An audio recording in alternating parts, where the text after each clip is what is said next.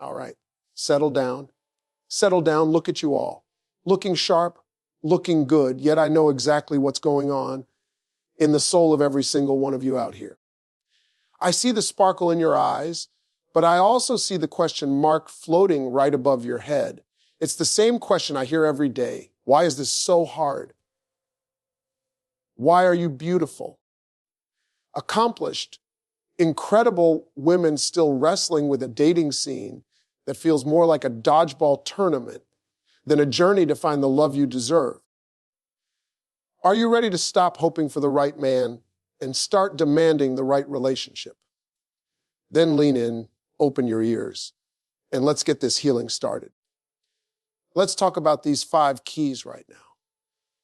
You heard me. The very first tip, the foundation upon which you build an indestructible dating life, is this: you are the CEO of your dating life. Now I need you to forget everything society, romantic comedies, and even your well-meaning mama told you about finding a man. You've been operating with a scarcity mindset, thinking you need to be chosen, that you're in a massive pool of hopefuls, just waiting for some guy to finally spot you, pull you out, and declare you worthy. That whole mindset is tired. It's draining. And it's the reason so many of you are frustrated. I want you to change the image in your head right now. You are not a job seeker hoping to land an entry-level position. You are the head of a multi-million-dollar corporation called My Life, My Happiness, and My Future. The man you date, he is applying for one of the most senior, most important positions in your company partner for life. As the CEO, your job is not to chase. Your job is to sit back, cross your legs, and interview. When a man approaches you, or when you meet him, he is walking into your boardroom. He has to pitch himself. He has to present his resume. And his resume is his actions, his consistency, and his intention. Too many women flip the script. You go on a date and spend the whole time selling yourself. You highlight your accomplishments. You laugh too hard at his jokes. You try to prove you're chill, easygoing, and not demanding, all in a desperate attempt to get him to call you back. Stop it. That's applicant behavior. The CEO doesn't audition for the applicant. The CEO simply asks the tough, necessary questions and observes. The questions you need to be asking aren't always verbal. They are questions posed by your boundaries and your standards. When he calls you last minute for a date, your boundaries should silently ask, does this man respect my time and schedule? When he talks more about his problems than his plans, your standard should ask, is this man a forward thinker? Or am I applying for the position of his therapist? If he wants to be your man, he has to bring something to the table that adds to the value of your corporation. You are already whole. You already pay your own bills. You already travel. You already have your own goals. He is not coming in to save you. He is coming in to invest in you. And you, the CEO, must determine if his investment portfolio, his goals, his integrity, his treatment of it is strong enough. This CEO mindset is your most powerful defense and your greatest source of peace. When you view yourself as the gatekeeper, the rejection or the vanishing act of a subpar candidate doesn't sting. It's not a personal failure. It's just a hiring decision. You simply look at his performance review. Late for the date, inconsistent communication, lack of defined future plans, and you say, with all the calm confidence of a woman who knows her worth, thank you for interviewing, but we will not be moving forward with your application at this time. This is not about being arrogant. It's about being accountable to yourself. The CEO's first responsibility is to protect the company, that's you, from a bad partnership. You cannot afford to sign a long-term contract with a temporary man. When you own your power, you stop waiting to be chosen and start doing the choosing. You stop settling for a supervisor when you deserve an equal partner. Walk into every date knowing you are the prize. You hold the power and you are conducting the interview. Only the best candidate gets the corner office in your heart. You are the CEO, ladies. Now act like it. Now, let's move on to tip number 2, because this one is absolutely critical. And it's where many smart, beautiful women miss the biggest, loudest red flag of all. Tip number 2 is this: a proposal requires a plan. I'm not talking about an engagement ring proposal. Not yet. I'm talking about the fundamental proposal of how a man plans to integrate himself into your life, your schedule, and your value. Ladies, you have to stop accepting ambiguity. Ambiguity is the enemy of commitment. Ambiguity is where good intentions go to die. A man who is genuinely interested in you, a man who sees you as a future partner and not just an option for right now, operates with a plan. He moves with intention. You should never, ever be confused about the following 3 things. What are we doing? Where are we going? And when are we getting there? If he can't answer those 3 questions with clarity, he is not proposing anything solid. He is just throwing ideas at the wall to see if you stick. Think about it logically. If a man is going to invest his money, he doesn't just wake up and throw it at a random stock. He researches, he plans, he executes.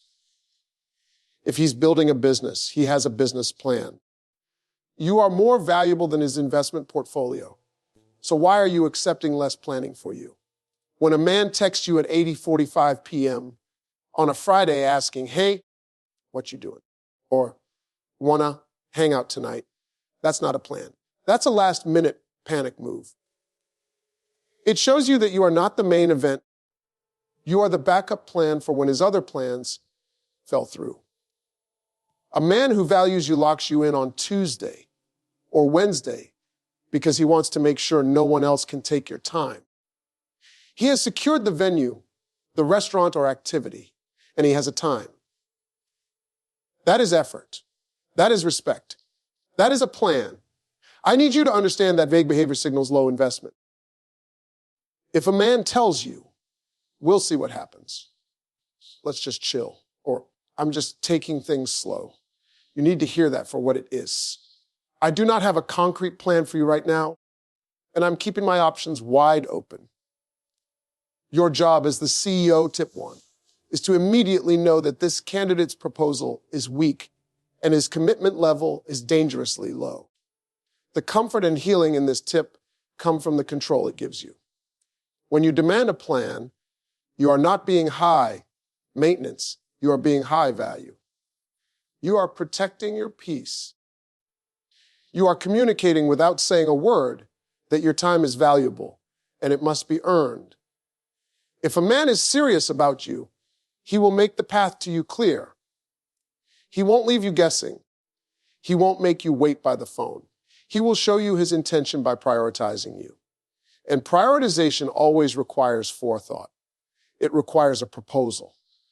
So, the next time a man tries to float by on a vague promise or late invite, remember your 3 questions. What are we doing? Where are we going? And when are we getting there?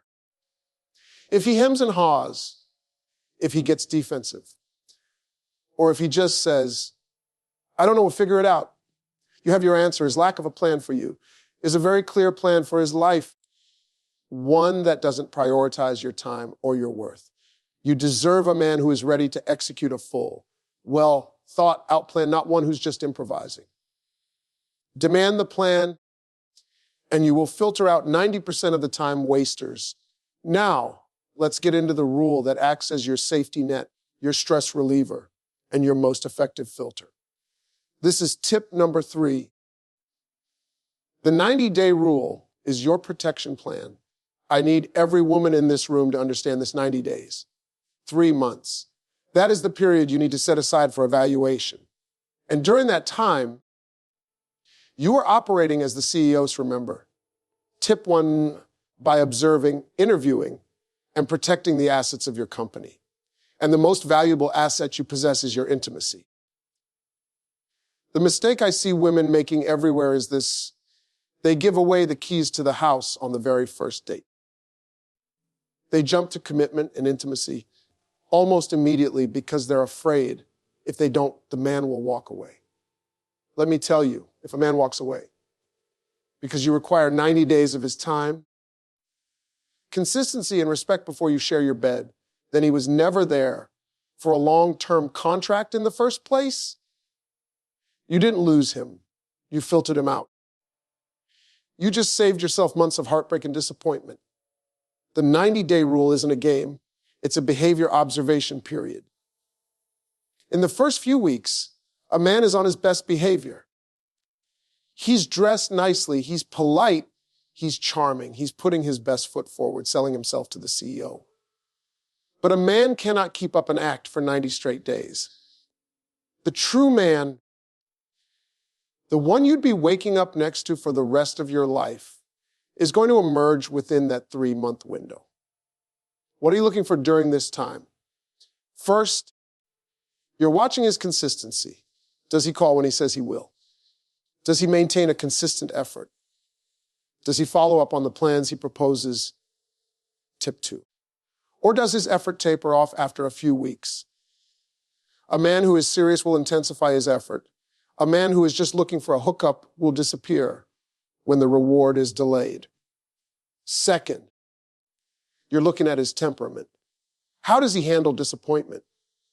How does he react when things don't go his way? Does he treat the waiter or the parking attendant with respect? You're not just dating him, you're dating the version of him that exists when he's stressed, tired, or frustrated. That man is always revealed within 90 days. Third, you're measuring his respect for your boundaries. This is the big one. If he pushes you, pressures you, or tries to guilt, trip you into violating your 90-day boundary, that is the biggest red flag you could ever get. It shows you that he values his immediate gratification more than he values your feelings, your standards, or your self-control. A man who respects you will wait.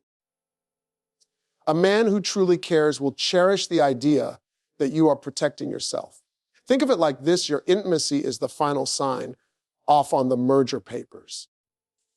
You only sign those papers when the deal is solid, when the background checks are complete, and when you are certain that this man is committed to the long-term vision of your life.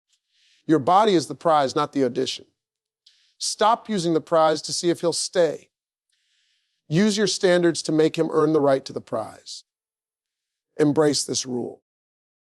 It forces the men who are only interested in a temporary transaction to exit quickly, and it rewards the man who is genuinely interested in the quality of the woman he's dating. 90 days is not a restriction.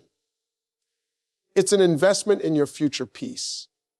Use it to protect your heart, and you will find that the right men will respect the rule and the wrong men will eliminate themselves.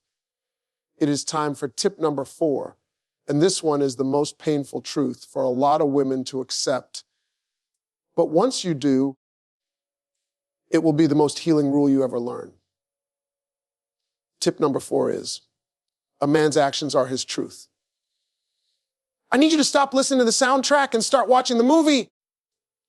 You're out here dating, and you've got a man who is a master of the smooth talk. He's got the words down pat. He tells you you're beautiful. He says he's never met anyone like you. He says he wants a future. He says you are the one. He's giving you this whole beautifully written, cinematic, romantic script. And you bless your heart, you fall in love with the script. But then the actions start contradicting the words. He says he wants a future, but he never introduces you to his friends. He says he's crazy about you, but he still keeps his dating apps active. He says he'll call you tomorrow, but you don't hear from him for 3 days. I am telling you right now, if his actions and his words don't match, his words are a lie. It's that simple. A man's actions are his primary language, and the way he treats you is the book he is writing about himself. You have to stop highlighting the pretty words and start reading the actual content. You have to learn to stop translating his bad behavior. Ladies, you are experts at this. He didn't call because he was busy at work. He showed up late because he was stuck in traffic. He's still non-committal because he's just scared of getting hurt. Stop making excuses for a man who is showing you exactly who he is. When he acts like a boyfriend, he's your boyfriend. When he acts like a ghost, he's a ghost. This is the comforting part of this rule. It gives you instant clarity. You no longer have to live in the confused space between what he says and what he does. You no longer have to hold on to the potential of the man and ignore the reality of the man. Let's be clear about what his actions are saying. When he calls you only after 10 p.m., his action is telling you, I want you for convenience, not companionship. When he only takes you to his house and never out on a proper date, and that requires a plan, remember. His action is telling you, I want a transaction, not a relationship. When he never introduces you to the people who matter in his life, his action is telling you, you are not a permanent fixture in my world. You must look at what he is doing consistently. Not what he did once on your birthday. Not what he promised to do next month. But what is his routine? Everyday effort telling you about your value in his life. If you are a priority, his actions will be consistent, clear, and focused on securing his position in your life, the CEO's company. If you are an option, his actions will be sporadic, confusing, and self-serving. The power in this tip is that it takes the emotional guesswork out of dating. You stop analyzing the tone of his texts and start looking at the calendar. Did he follow up? Is his effort steady? If the answer is no, then his actions have given you the rejection letter. You don't have to wait for him to break up with you. His behavior has already told you the truth. So wipe the tears, delete the script, and start paying attention to the movie. His actions are his truth. Read them, accept them, and use that clarity to protect your heart and walk toward the man whose actions align with the love you truly deserve. And now we come to the most critical piece of this entire puzzle. The one that makes the other 4 tips work. The ultimate key to attracting and keeping a high-value relationship. Tip number 5 is, don't lose your identity waiting for his. This is where the healing truly starts. Because a lot of you beautiful, brilliant, and successful women make one fatal mistake. You pause your own life, you shrink your own light, and you put your dreams on hold the minute a promising man walks in the door. You stop going to the gym, you cancel your book club, you start dressing differently, or you stop working on that side project, all because you want to be completely available to him. You rearrange your whole universe to orbit around the possibility of his presence. Stop it. You are diminishing the very person he found attractive in the first place. I need you to understand this clearly. A man should be an addition to your life, not a replacement for your lack of one. If you walk into a relationship as a whole, complete person with your own goals, your own friends, your own hobbies, and your own purpose, you are an asset. If you walk in looking for him to become your purpose, you are a burden. The man you are trying to attract, the one who is serious, the one who is worthy of the CEO's partnership, does not want a woman who is waiting for him on the couch. He wants a woman who is building her own empire and simply has a spot reserved for him in the executive suite. When you lose your identity, you lose your power. You become needy because your entire sense of fulfillment now rests on his validation, his call, or his attention. That pressure is heavy, and it will push any good man away. A strong man is looking for a partner who enhances his world, not a dependent who needs him to create hers. Think about what makes you magnetic. It's your ambition, your passion, the way you light up when you talk about your work, and the fact that you are too busy sometimes to answer the phone on the first ring. That is your energy. That is your force. When you drop all that to be readily available, you dim your own light, and the man suddenly sees less of the amazing woman he met. This is the rule of maintaining your orbit. You have your life orbit, and he has his. When you begin dating, those two orbits should start to align and overlap, but they should never crash into each other and become one massive, undifferentiated blob. Keep your friends, keep your faith, keep your finances separate and strong, and keep your personal goals in the forefront. When you maintain your identity, you automatically enforce the other rules. You don't tolerate inconsistency. Tip number 4, because you're too busy with your life to waste time chasing vague promises. You demand a plan. Tip 2, because your schedule is already full. You set the 90-day rule. Tip 3, because your self-respect won't allow anything less. Ladies, the most attractive thing you possess is your unwavering sense of self-worth. Stop making him your main source of happiness. You are your main source of happiness. You are the prize. Continue to polish that prize. Continue to make that prize better. And the right man, the man who is worthy of you, will have no choice but to come to your magnificent orbit. Meet your standards and work to stay there. Don't dim your light for anybody ever. Stay whole.